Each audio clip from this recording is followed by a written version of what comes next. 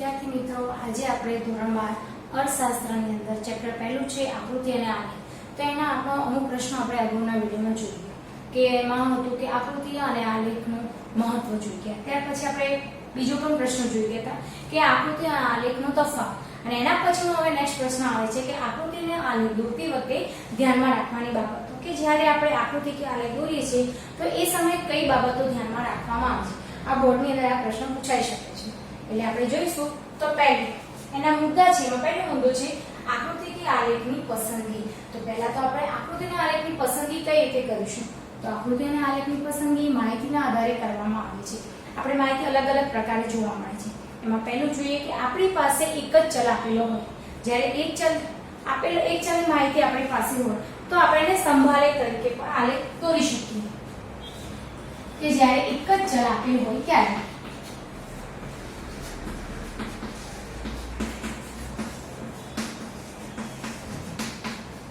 આપણે સંભાલેખ દોરીએ છીએ. સંભાલેખની અંદર વર્ષ આપેલા હોય, તેમજ ઉત્પાદનના એકમો આપેલા હોય છે કે કયા એકમનું ઉત્પાદન છે. એક જ ચલની માહિતી આપી તો એના માટે આપણને અહીંયા સંભાલેખ વધારે અનુકૂળ રહેશે.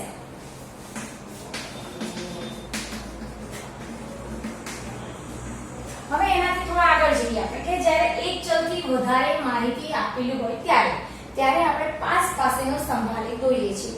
આપણે અગાઉના વિડીયોમાં પણ જોઈ કે પાસ પાસેના સંભાલેખમાં આપણે ઉદાહરણ જોયું હતું કે ભારતમાં ઘઉંનું ઉત્પાદન અને ચીનમાં પણ, એટલે એક કરતાં વધારે ઉત્પાદનના એકમો.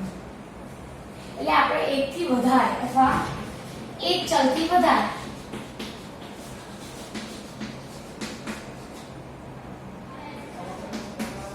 માહિતી આપેલ હોય ત્યારે કયો આવશે આલેખ? તો પાસ પાસેનો સંભાલેખ.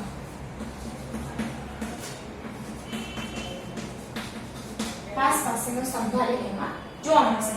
હવે એ રીતે આપણે જોઈએ કે જ્યારે એકથી વધારે વિભાગોમાં માહિતી આપણી પાસે હોય કે એક કરતાં વધારે વિભાગોમાં,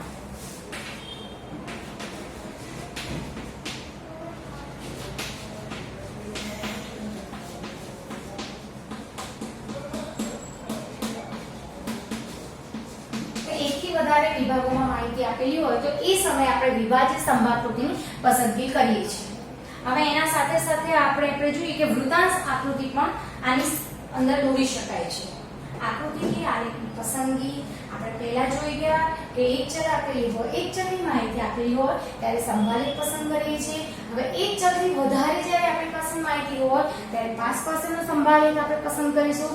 હવે અહીંયા જોઈએ કે એકથી વધારે વિભાગો આપેલા છે.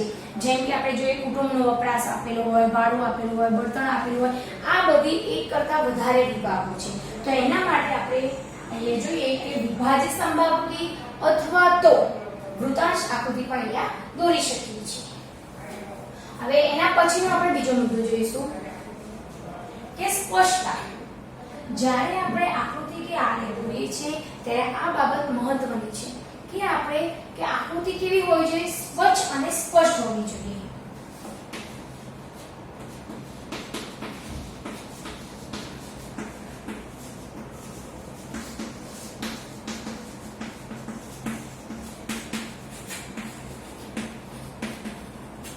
આકૃતિ કેવી હોવી જોઈએ? સ્વચ્છ અને સ્પષ્ટ હોવી જોઈએ. હવે અહીંયા આકૃતિ સ્વચ્છ, જેથી સમજનાર આકૃતિ સ્વચ્છ અને સ્પષ્ટ હશે તો સમજનાર સરળતાથી આકૃતિ કે આલેખ સમજી શકે છે. આકૃતિ સ્વચ્છ અને સ્પષ્ટ હોવી જોઈએ. હવે આકૃતિ ચોક્કસ અને જો સ્પષ્ટ ન હોય તો સમજનારની અંદર ગેરસમજ ઊભી થઈ શકે છે. એટલે કહી શકીએ કે આકૃતિમાં ચેક ચાક હોય તો અર્થઘટન ખોટું થઈ શકે છે.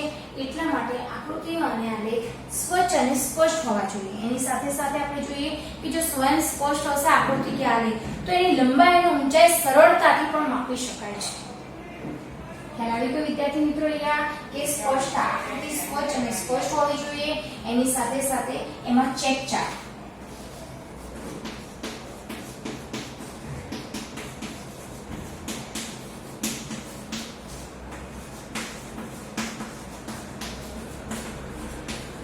કે આકૃતિમાં ચેકચાક ન હોવા જોઈએ, જેથી કરીને અર્થઘટન કરવામાં કોઈ મુશ્કેલી ઊભી ન થાય. એટલે કહી શકીએ કે આકૃતિ અને આલેખ સ્પષ્ટ હોવી જોઈએ. એટલે એમાં સ્પષ્ટતા હોવી જોઈએ. ત્યાર પછીનો ત્રીજો મુદ્દો છે આપણે અહીંયા સ્કેલ માપ. તો સ્કેલ માપની અંદર પહેલા સ્કેલ માપ એટલે શું આપણને ખ્યાલ હોવો જોઈએ. તો y અક્ષ ઉપર બે બિંદુઓ વચ્ચેનું અંતર કેટલું રાખવું તે આપણે સ્કેલ માપ તરીકે ઓળખીએ છીએ. ખ્યાલ આવી ગયો વિદ્યાર્થી મિત્રો? ફરીથી એકવાર કે y અક્ષ ઉપર બે બિંદુઓ વચ્ચેનું અંતર કેટલું રાખવું તેને આપણે સ્કેલ માપ તરીકે ઓળખીએ છીએ. હવે અહીંયા માહિતીના આધારે સ્કેલ માપ નક્કી થાય છે. શેના આધારે? તો જે માહિતી આપેલી હોય છે એના આધારે અહીંયા આપણે સ્કેલ માપ નક્કી કરીએ છીએ.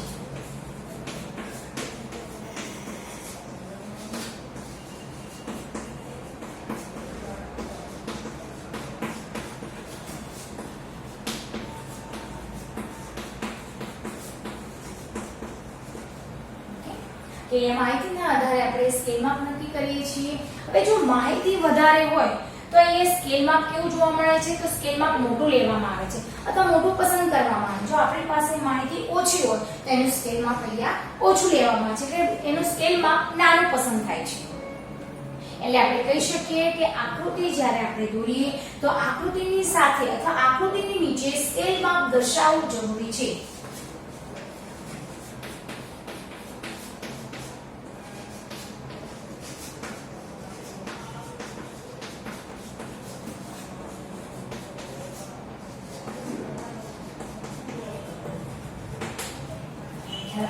વિદ્યાર્થી મિત્રો કે જ્યારે પણ તમે આકૃતિ કે આલેખ દોરો છો તો એના નીચે યોગ્ય સ્કેલ માપ આપણે જે લીધું હોય એ નીચે અહીંયા દર્શાવવામાં આવે છે કે જેથી સમજનાર સરળતાથી આપણે આકૃતિ કે આલેખ સમજી શકે.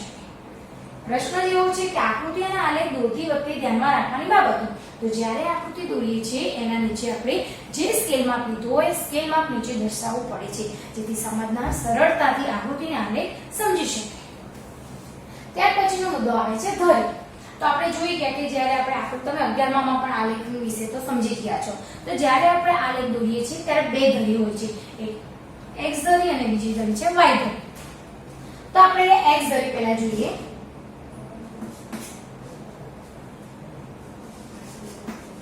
x ધરી, તો એ x ધરી એ શું છે? તો x ધરી પર અહીંયા સ્વતંત્ર ચલ તરીકે એને દર્શાવવામાં આવે છે. x અક્ષ અને y અક્ષ. x અક્ષ એ શું છે? સ્વતંત્ર ચલ છે. તો સ્વતંત્ર ચલમાં x ધરી પર શું દર્શાવવામાં આવે છે? તો x ચલ સ્વતંત્ર ચલ પણ કહી શકાય છે, નિરપેક્ષ ચલ પણ તરીકે પણ ઓળખવામાં આવે છે. ત્યાં અહીંયા વર્ષ, માસ, દેશ અને દિવસો એ અહીંયા દર્શાવવામાં આવે છે. આપણે ફરીથી એકવાર કરીએ કે ધરી બે હોય છે. આકૃતિ કે આલેખ દોરીએ તો આલેખની અંદર બે ધરી હોય છે, ox ધરી અને oy ધરી. તો ox ધરી પર આપણે અહીંયા સ્વતંત્ર ચલ એટલે નિરપેક્ષ ચલ દર્શાવીએ છીએ, જ્યારે oy ધરી પર આપણે પરતંત્ર ચલ જેને સાપેક્ષ ચલ તરીકે પણ ઓળખવામાં આવે છે. તો ox ધરી પર શું દર્શાવવામાં આવે છે? ox ધરી પર વર્ષ, માસ, દેશ અને દિવસો.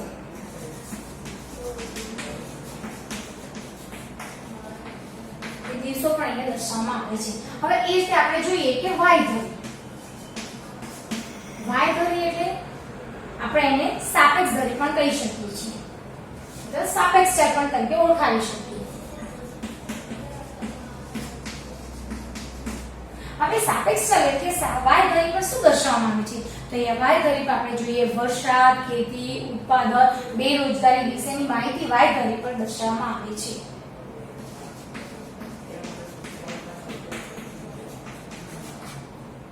વિદ્યાર્થી મિત્રો કે ox ધરી પર શું દર્શાવવામાં આવે છે, oy ધરી પર શું દર્શાવવામાં આવે છે? ફરીથી એકવાર રિપીટ કરી દઈએ છીએ. ox ધરી એ સ્વતંત્ર ચલ છે, નિરપેક્ષ ચલ પણ કહી શકાય. ox ધરી પર આપણે અહીંયા વર્ષ, માસ, દેશ વગેરે દર્શાવી શકીએ છીએ. હવે એ જ રીતે oy ધરી પર અહીંયા વરસાદ છે, ખેતી છે, ઉત્પાદન છે, બેરોજગારી દર્શાવી શકીએ છીએ. અહીંયા x અને y હંમેશા અહીંયા x અને y જ્યારે આપણે આલેખ દોરીએ છીએ કે આકૃતિ દોરીએ છીએ તો x અને y ધરી પર હંમેશા વિગતો દર્શાવવી પડે છે. હવે આ વિગતો દર્શાવવામાં આવે તો દોરનાર કે લખનાર એને તરત ખ્યાલ આવે છે કે સમજનાર પણ હોય એ સરળતાથી સમજી શકે છે. એના પછી હવે જોઈએ આપણે કે માહિતીના સ્ત્રોતો. ખ્યાલ આવી ગયો વિદ્યાર્થી મિત્રો? દોરી બે પ્રકારની છે, કઈ x ધરી અને y ધરી. x ધરીને આપણે કઈ રીતે ઓળખીએ છીએ? નિરપેક્ષ ચલ કાં તો સ્વતંત્ર ચલ. હવે એ રીતે y ધરીને આપણે કઈ સ્વતંત્ર ચલ અથવા સાપેક્ષ ચલ. હવે જ્યારે તમે આકૃતિ અથવા આલેખ દોરશો તો એ સમયે તમને ધરી દોરશો ત્યારે તરત તમને ખ્યાલ આવી જવો જોઈએ કે ox ધરી પર શું દર્શાવવામાં આવશે અને oy ધરી પર શું દર્શાવવામાં આવશે. ત્યાર પછી આપણે જોઈશું માહિતીના સ્ત્રોતો. તો એ માહિતીના સ્ત્રોતો એ કોણ આપે છે? તો માહિતીના સ્ત્રોતો આપતી સંસ્થાઓ છે. કઈ સંસ્થાઓ છે? CSO છે, પછી NSSO છે, પછી RBI છે, જે માહિતીના સ્ત્રોતો આપતી સંસ્થાઓ છે. પહેલો તો મેઇન પોઈન્ટ આપણે જોઈએ કે માહિતીના સ્ત્રોતો આપતી સંસ્થાઓ.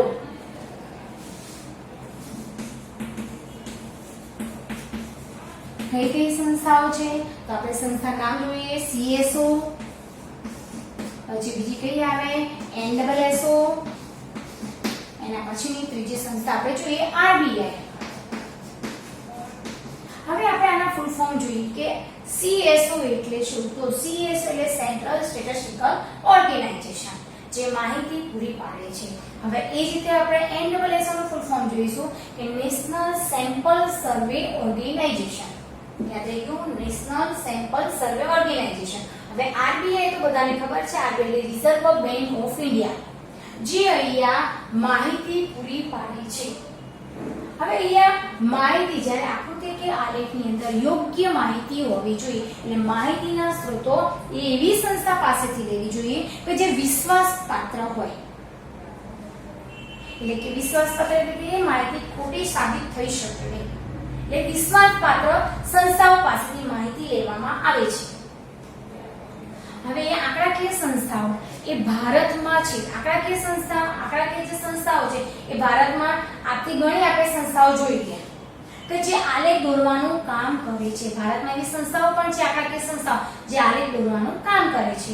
આકૃતિની નીચે આપણે હંમેશા યાદ રાખવાનું, જ્યારે તમે આકૃતિ દોરો તો આકૃતિમાં જે માહિતીના સ્ત્રોતો કે માહિતી ક્યાંથી લીધી છે એ માહિતીના સ્ત્રોતો દર્શાવવા જોઈએ.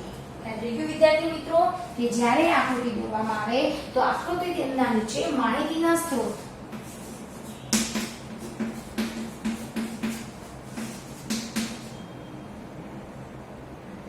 કે આકૃતિના નીચે માહિતીના સ્ત્રોતો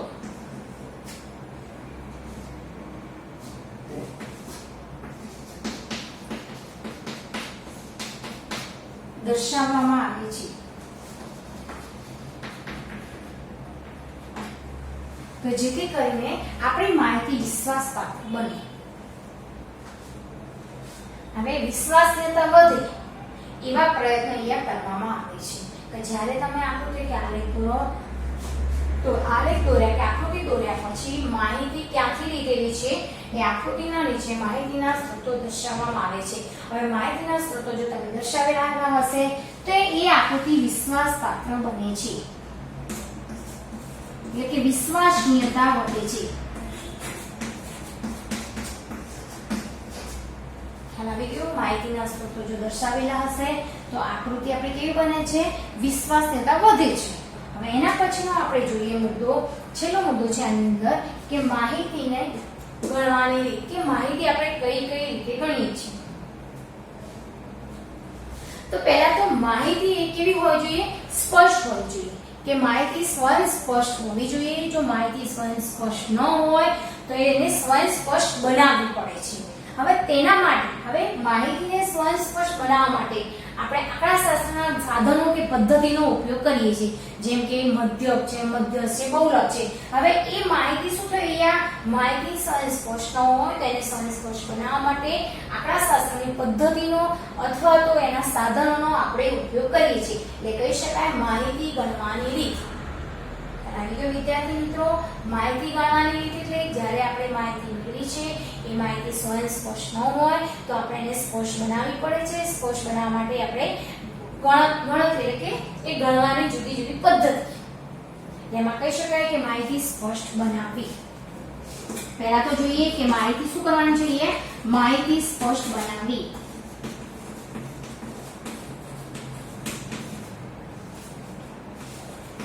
હવે એના માટે આપણે જુદા જુદા સાધનો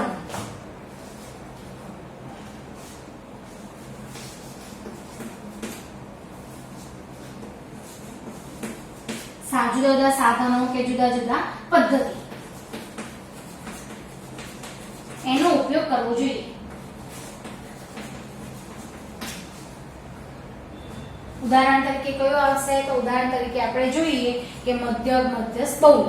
હવે ત્યાર પછી એના પછીનું આપણે જોઈએ તો એના એ જ રીતે આપણે જો વૃત્તાંશ આકૃતિ પણ દોરવામાં આવે છે. આપણી પાસે યોગ્ય માહિતી હોય તો એના આધારે આપણે વૃત્તાંશ આકૃતિ દોરી શકીએ છીએ. વૃત્તાંશ આકૃતિ દોરવા માટે પણ આપણે સૂત્રનો ઉપયોગ કરવો પડે છે કે ઘણીવાર માહિતી અટપટી હોય કે એના અટપટી માહિતી હોય એને અટપટી જે આપણને મુશ્કેલીઓ પડે છે એને દૂર કરવા માટે આપણે સૂત્રનો ઉપયોગ કરીએ છીએ. જેમ કે વૃત્તાંશ આકૃતિનું આપણે સૂત્ર જોઈએ. પહેલા તો આપણે જોઈએ કે વર્ષ.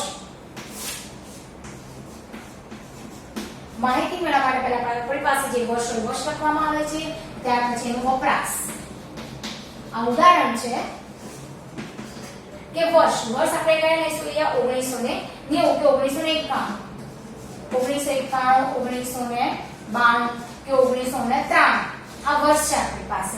હવે એના વપરાશ આપણે જોઈશું અહીંયા 1994 સુધીની આપણે માહિતી લઈએ. અહીંયા એનો વપરાશ 70 છે, અહીંયા 30 છે, અહીંયા 70 છે અને અહીંયા 30 છે. ટોટલ એનો કેટલો થયો અહીંયા વપરાશ? અહીંયા 200 એનો વપરાશ થયો છે. બરાબર વિદ્યાર્થી મિત્રો? હવે આનો સૂત્ર આપણે ઉપયોગ કરીએ કે વૃત્તાંશનું સૂત્ર કયું?